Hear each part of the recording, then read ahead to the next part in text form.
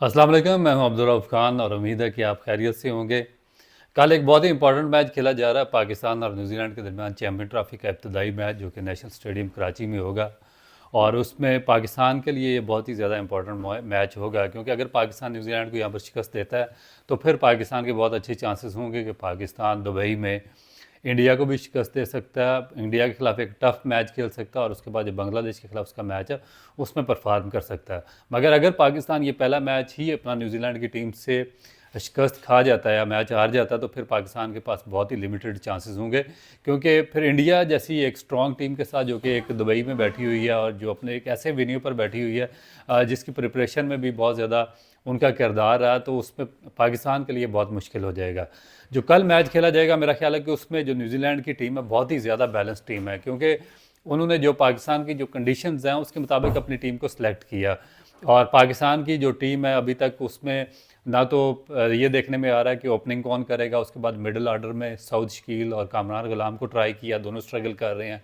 फिर उसके बाद जो आपका लोअर मिडिल ऑर्डर आता है जिसमें फ़हीम अशरफ आए थे आरिस रऊफ़ की जगह पे उसकी इंजरी के बाद, वो भी कोई खातिर खा परफॉर्म नहीं कर सके। फिर जो आपके मेजर स्पिनर है जिसमें जिन पे इस पूरी चैम्पियन ट्रॉफी में पाकिस्तान की टीम रिलाई करेगी वो अबरार हैं, उनकी परफॉर्मेंस भी कोई आप इतनी ज़्यादा आउटस्टैंडिंग नहीं कह सकते। और डेफिनेट स्पिन बॉलिंग का पाकिस्तान को बहुत बड़ा प्रॉब्लम है। अबरार अपनी बेहतरीन या प्राइम फॉर्म में नहीं है, उसके अलावा खुशदिल शाह से जो एक्सपेक्टेशन थी पाकिस्तान के सिलेक्टर्स की उस तरीके से वो बॉलिंग नहीं कर रहे। दूसरी जानब न्यूजीलैंड की टीम है बहुत ही ज़्यादा स्ट्रॉन्ग टीम है, और मेरे ख्याल के मुताबिक अगर एक न्यूट्रल तजियाकार के मुताबिक आप एनालाइज करें इस मैच को पाकिस्तान और न्यूजीलैंड के, तो न्यूजीलैंड की टीम फार बेटर टीम है पाकिस्तान से। और उनमें पूरी टेंडेंसी है कि पाकिस्तान के अंदर नेशनल स्टेडियम में वो पाकिस्तान को शिकस्त दे सकते हैं। वजह उसकी क्या है, क्योंकि आप देखें कि जो उनकी ओपनर है कॉनवे, 3 मैचेस में उन्होंने जो पिछले 4 मैचेस में आउटस्टैंडिंग परफॉर्म किया उन्होंने अपनी बैटिंग के साथ। जो उनके दूसरे ओपनर हैं डेफिनेट वो स्ट्रगल कर रहे हैं, विल यंग, वो 4 मैचेस में टोटल अब तक उन्होंने 35 या 40 रन किए हैं और उनकी जो परफॉर्मेंस है अप टू मार्क नहीं है। मगर उसका जो सब्स्टिट्यूट बहुत ही बेहतरीन है, जो रिप्लेसमेंट है। जिस तरह आप जानते हैं कि जो रचिन रविंद्रा हैं वो अब पाकिस्तान के खिलाफ मैच खेलते हुए इंजरी की वजह से बाहर हो गए, अब वो दोबारा वापस आ रहे हैं। आउटस्टैंडिंग बैट्समैन है, फील्डर बहुत ही आउटस्टैंडिंग है, उसके अलावा जो उनकी बॉलिंग है 4 या 5 ओवर बहुत ही शानदार बॉलिंग करते हैं, लेफ्ट आर्म स्पिनर हैं।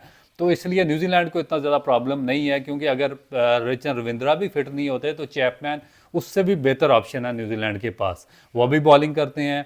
बैट्समैन आउटस्टैंडिंग बैट्समैन, आपने देखा होगा कि जो लास्ट टाइम न्यूजीलैंड ने पाकिस्तान का टूर किया तो उन्होंने एक आउटस्टैंडिंग सेंचुरी करके पाकिस्तान के खिलाफ न्यूजीलैंड को सिंगल हैंडेड वो मैच जितवा दिया।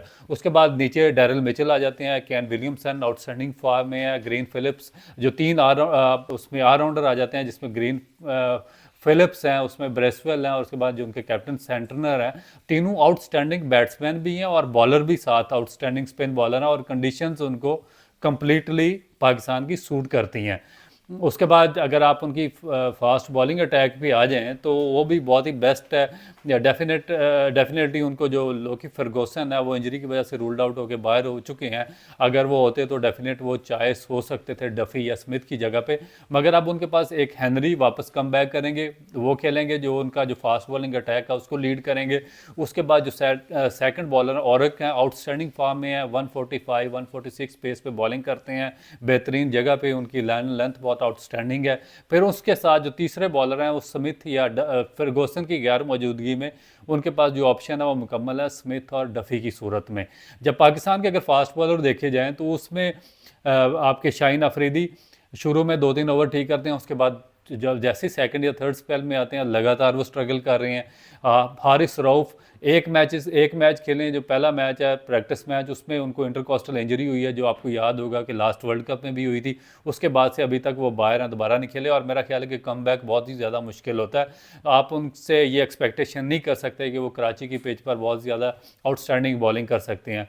नसीम शाह अलबत्ता आप कह सकते हैं कि अपनी बेहतरीन प्राइम फॉर्म में, मगर उनका भी वही प्रॉब्लम है जो शाहीन अफरीदी का आ रहा है। वो शुरू के ओवर तो 2-4 अच्छे करते हैं, मगर उसके बाद जो सेकंड या थर्ड स्पेल में आते हैं पुराने बॉल के साथ तो उनको बहुत ज़्यादा रन कंसीड हो रहे हैं। तो ये पाकिस्तान की बॉलिंग के लिए बहुत ज़्यादा लम्हा फिक्री है। अभी तक पाकिस्तान का जो मिडल ऑर्डर है उसको पाकिस्तान या तो कामरान गुलाम पे जाएगा या साउथ शकील पे, दोनों ने इतना ज़्यादा कोई खातर खा परफॉर्म नहीं किया। और दोनों में से मेरा ख्याल है कि नंबर 3 पर एक ही उनको पाकिस्तान जो है उनमें से एक ही बैट्समैन को सिलेक्ट करेगा। फिर अब देखा कि जो हारिस रऊफ़ है उनकी जो फिटनेस की क्या कंडीशन है, अगर वो फिट हुए तो वो फ़हीम अशरफ को बाहर करके वो खेलेंगे। अगर फ़हीम अशरफ बाहर होते हैं तो पाकिस्तान के पास बैटिंग का ऑप्शन नहीं है, क्योंकि नंबर 7 पे आपके खुशदिल शाह आते हैं, नंबर 8 पे फ़हीम अशरफ आते हैं। और इन दोनों की जो बैटिंग अभी तक है वो बहुत कोई इतनी आउटस्टैंडिंग बैटिंग नहीं है कि जिसकी वजह से पाकिस्तान को खातर का ना पास्ट में कोई कामयाबी दिला सके या ना ये करंट जो सीरीज़ हुई है उसमें कोई आउटस्टैंडिंग परफॉर्म कर सके हैं।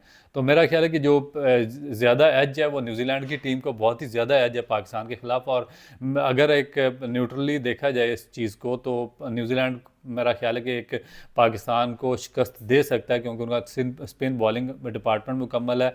उनके पास टॉम लेथम जैसे बेहतरीन बैट्समैन है, विलियमसन है, कॉनवे है, उसके बाद फिलिप्स हैं, फिर ब्रेसवेल हैं, और फिर डेरिल मिचेल जैसे बैट्समैन है, रचिन रविंद्रा जैसे बैट्समैन है। फास्ट बॉलिंग शोबा मुकम्मल है। तो पाकिस्तान को बहुत ज़्यादा एफर्ट करनी पड़ेगी। और एक बहुत ही एक्सेप्शनल जिस तरह पार्टनरशिप हुई थी मोहम्मद रिजवान या आगा सलमान की साउथ अफ्रीका के ख़िलाफ़, अगर इस तरह की कोई बहुत ही एक्सेप्शनल पार्टनरशिप बिल्ड होती है पाकिस्तान टीम में तो फिर शायद पाकिस्तान के कुछ चांसेस होंगे। अदरवाइज़ मेरा ख्याल है कि ये न्यूजीलैंड की टीम फार बेटर टीम है पाकिस्तान से। और अगर कोई अनइवन सिचुएशन ना क्रिएट हुई तो न्यूजीलैंड बासानी पाकिस्तान को शिकस्त देने में कामयाब होगा। दोबारा कल के मैच के बाद एक जो पाकिस्तान का नेक्स्ट मैच होगा इंडिया का, उसके बारे में मैं अपना व्लॉग करूंगा। और मेरा ख्याल है कि शायद ये व्लॉग आपको पसंद आएगा। और एक नए व्लॉग के साथ दोबारा आपकी खिदमत में हाजिर होऊंगा। उस वक्त तक इजाज़त दीजिए। अल्लाह हाफ़िज़।